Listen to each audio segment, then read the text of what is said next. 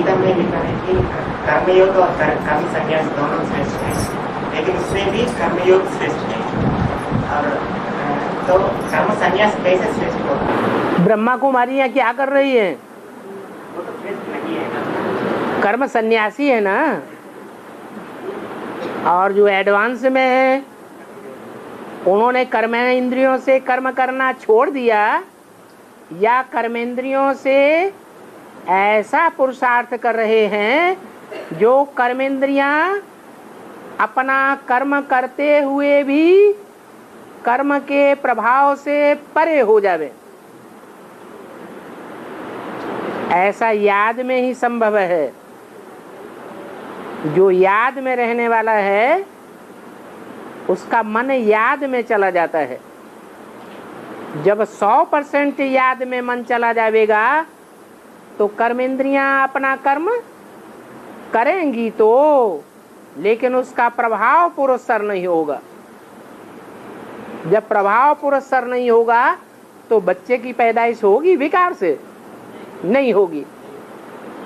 इसलिए बताया कि कर्म संन्यास श्रेष्ठ नहीं है। हमें सिर्फ कर्मों का संन्यास नहीं करना है, हमें तो कर्म भी करना है कर्म इंद्रियों से, और साथ साथ कर्म योगी भी बनना है।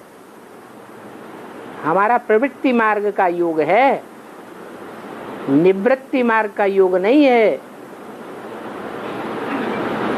और दोनों श्रेष्ठ हैं ऐसा बोला था। दोनों श्रेष्ठ हैं, लेकिन फिर बाद में क्या बोला?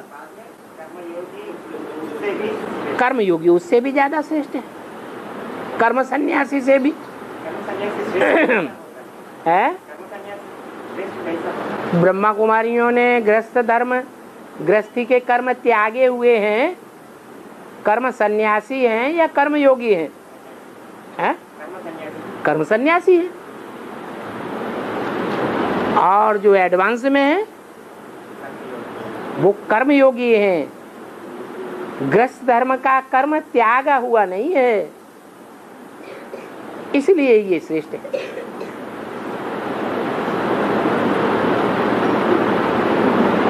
ये मनुष्य गुरु कर्म सन्यासी बनाते हैं, हठ पूर्वक छुड़वाते हैं, और भगवान कर्म योगी बनाते हैं, सहज योगी बनाते हैं। इसमें कठिनाई की बात नहीं है।